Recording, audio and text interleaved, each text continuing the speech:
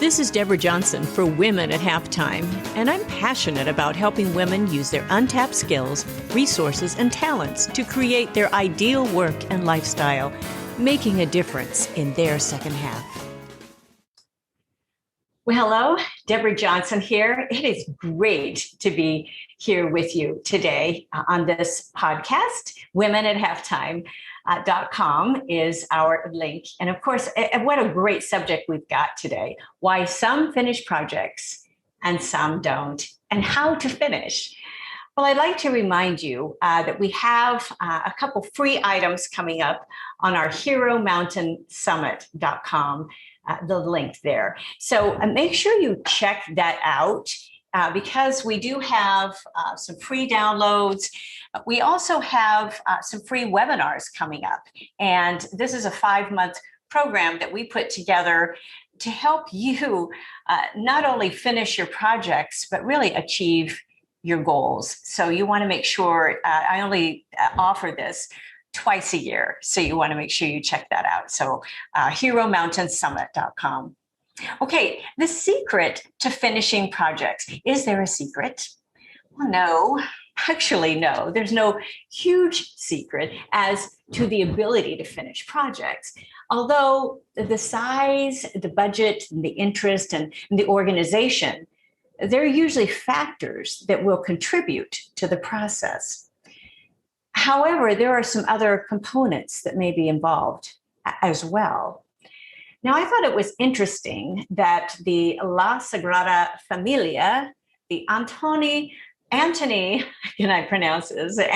Gaudi's monumental Catholic church in Barcelona, Spain, it's been a work in progress since 1882. That's a lot of years.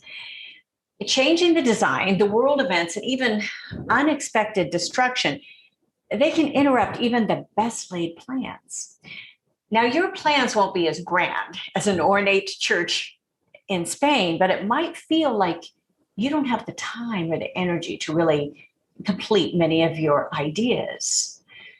Now, to finish projects, it takes a good plan. It takes discipline and commitment to follow through all the way to the end.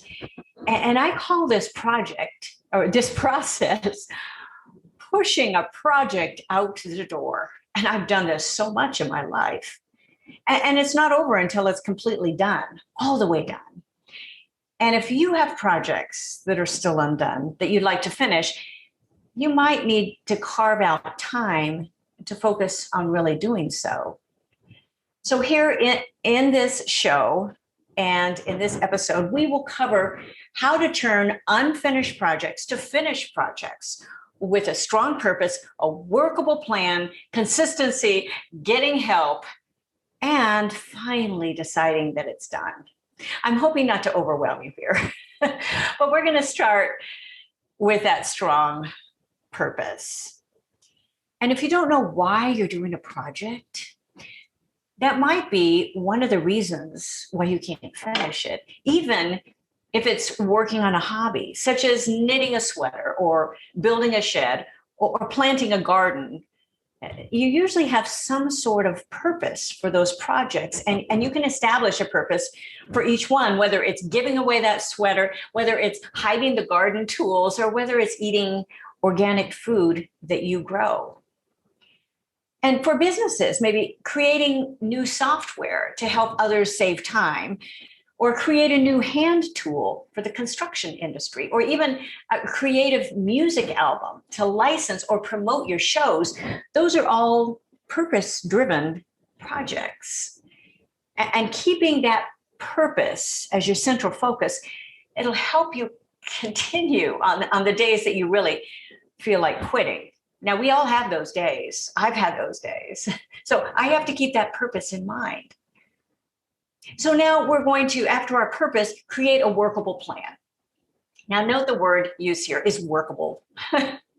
Now, on one of my spring breaks, I just have to admit this, in college, I had high aspirations of learning the violin in 2 weeks. Now, the first mistake was that my purpose wasn't strong enough.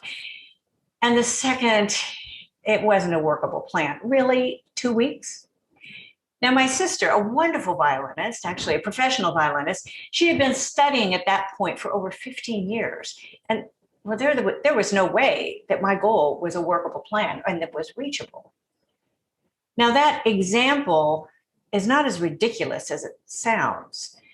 Many don't put a realistic timetable and a plan together at the beginning of a project. Now, look at your project first, of course, and make sure it's something with a strong desire and a purpose for you. It doesn't need to be world changing, but then you can put your plan and your timeline together. Your plan might not be pretty, but it needs to work for you. Now, if you look at the article that comes with this, you'll see some of my examples. I'm big on lists and I'm very visual. So I create a simple plan and a layout that will work for me. A lot of times I just use like an Excel doc or something like that. Now, there are many online programs that help people stay on task with that plan, especially when working with teams. And they're great. Programs like Asana, Basecamp, Trello, there's so many. And many of these programs have the ability to keep those teams organized. So they might sound like an overkill for some smaller projects, but really, I've also known those who kept their plan and their communication very organized with a group of volunteers, even for a new book launch through Basecamp, and it worked extremely well. So find out what will work for you and what will help you achieve your goal. But here's a warning. Be careful of not spending more time on formatting those programs than actually on your projects. I spent so much time on Asana, just kind of figuring out how it worked and putting everything in. And then it took me away from my project. So be careful about that. It's also important to put an end date on your project. Working with the end in mind works extremely well, whether it's putting shows together, whether it's putting projects together. And if you spend years on a project that should have been done in months, well, your timeline is off. Be specific and do the work up front just to establish those clear expectations. Now I'm coming to consistency and developing this consistency. This is very, very important. Setting aside a regular time to work, it will help you finish those projects and get you where you want to be if you stick to it. This is so hard with distractions. You can look at my article on going down the rabbit hole. I mean, it's just like everything comes our way, but also head trash, unhealthy mindsets. And I have free courses on head trash as well, but that can take you away from your best work. And we all face it. Doesn't matter what field and what level you are at. Also, deciding what not to do is just as important as what to do. And I've actually had to apply this principle when we had this year of shutdowns in limiting my online meetings. And by doing so, I carved out time to finish some of my large musical scores, like my Tsarina musical score and Stilps musical score, to set up independent publishing that I wanted to, and even write a new book and a keynote speech. Now, I would have never achieved my goals without doing so.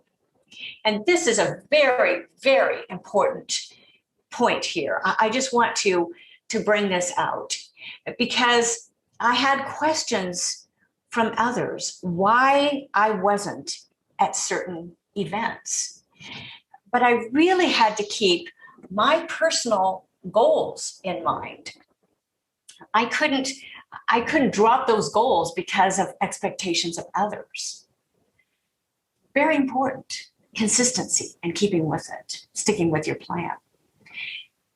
Now, get the help you need.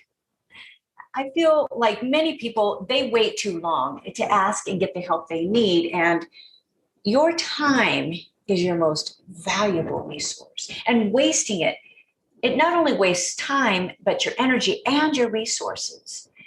So quality help and guidance, it can get you where you want to go. Don't hesitate on this. Getting that different perspective, that elevated point of view, as I say, that can add clarity, that focus, and eventually it adds success. And I do urge you to get the right type of help. We hear about experts every day, but they might not be good at holding you accountable and communicating your priorities of a project. Get somebody that really gets you and what you want to do and knows how to finish projects, not to just fulfill their own agenda or their own programs. There are so many out there. I call them posers. So really, really watch that. Now we come to the last, and I'll review all of these, but is it really done? Oh, this is a good one. This is a really, really good one for this, because this is not talked about a lot in why some finish projects and some don't, and then ways to really finish, because perfectionism is real, and sort of that attitude can really, really hold you back. Perfectionism is the enemy of completed projects. Good enough and done is better than perfect and not done. Now, a recent example of this was from a neighbor of mine who's been a piano instructor for years, an MTNA member, and she's been doing this as part of her life and very successfully. And two of her students entering a competition were disqualified because they missed the deadline. Now, the whole reason they missed it was they kept endlessly recording their pieces, like hundreds of times, until they thought it was just absolutely perfect. And by the time they got to submitting their music, they were disqualified. It was really a shame for these talented students. So don't let this happen to you. And I've also known this in why some finish projects, some don't. I've known this too with even music artists who never finished. They spent so much time in the studio, hours and hours and weeks and now months, and they never really finished because it wasn't like good enough. Really? They, at some point, I have to really, really emphasize here how important this is, because at some point you have to realize that your project is good enough, and to put that out, do the very, very, very best you can, and then you have to just let it go. Let it go, let it go. How often had I done that song, the Disney song, working for Disney so many years? But you do. And that brings us really to our last little point here, is to do your best and leave it. And it really is especially hard for an artist. Now, I have to admit, I don't often listen and view my work after it's done. And in fact, at a friend's home over the holidays, there was a recording playing, and I thought, oh, this is a really well done album. I didn't even recognize it was me. Now, this might sound strange, but I know there are others who are in the same camp. The Oscar, Golden Globe, and Emmy award-winning actress, Cicely Tyson, she didn't even watch her appearances, such as Rebecca, in the Academy Award-winning nominee film Sounder, until years after it was released. Actually, I think when Oprah Winfrey got her to watch it. And she knew at the time she had done the very best job that she could do, delivering an award-winning performance. And from what I've heard, she didn't even break character, went on breaks. She kept with that character. She didn't talk to anybody. So she knew she could give that great performance. So here we've got establishing your purpose. We've got our 5 little points here where you are going to establish your purpose first and foremost. You're going to put together a workable plan. You're going to be consistent, and then get help, and then finish. Now, very, very important in all of this, because your purpose will drive you, number one, and to make sure it's important enough. I have started out on way back when knitting projects that, of course, I ended up giving away huge bagfuls of yarn because the dress I was going to knit and it looked so beautiful. I really didn't have a strong purpose for it. I just thought it sounded kind of fun. And certain projects will be fun, even putting shows together. I've done that as well, but I still had the purpose of performing. It's kind of the goal of the game, even as athletes have. But establish some sort of purpose. It might help you move ahead, a stronger purpose on a project. And then putting together that workable plan that will work for you. You know your energy level. You know when you work the best time every single day. I urge people, create a time in your schedule. Don't ignore this. Put it in the calendar. Very important to do that. And then be consistent. Get help with this process as well. Get help in being consistent. Now, in some of my programs, I give out a little timer. I call it an analog timer because it doesn't need batteries or anything. It's one of those little egg timers. But it's a little trick I have used for years. In things that I have a hard time getting to, I set my timer. I call it the 10 minutes at a time, but you can set it however long you want. But be very, very consistent. That's the important thing. It's almost like exercise. If you miss a day or if you miss a period of time, it's hard to get back into it, isn't it? It's hard to get back into the routine. You know, it just takes a lot more to ramp up. So just be very consistent. And then get help to where you need to go. Get the right kind of help. I do very little one-on-one. I do mostly groups, or I do keynote speeches and online training. But even when I put programs together, I know how to get things done, and I know what it needs to take to push it through the door, as I say. After doing 24 albums and writing musicals and producing world premiere, I know how to get things done and how much work it takes. It doesn't really matter what. You don't need to be in my same field. It all depends on where you want to go. And then you have to decide to finish when it was done. Let it go. Let it release it at some point. And I don't always revisit a lot of my projects. I don't want to be critical of them. I don't want to feel like, I just need to do that over. I could have done that little video a little bit better, or, maybe my voice cracked right here. Just like I'm clearing my throat right now. It doesn't have to be just perfect. When is good enough? Good enough. That's important to realize. Now, marketing projects is a whole different subject, and that's a whole different article. I can go on and on. Boy, I have taught so many, especially music business, and we talk about producing your projects. That's this much, and boy, I could just enlarge way out what is involved in marketing and how pretty much every single project kind of needs its own little system, because it has to kind of drive, especially if you want to automate it.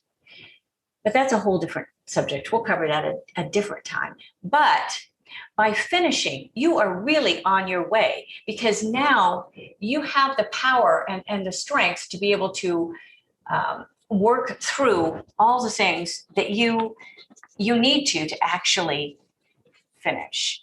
And I hope that's really helped you with those principles today and reviewing those. Make sure that you check out the articles that come with each one of these shows, because it's really very, very valuable. I do them for you. I don't do these shows just for me. I do, they're fun.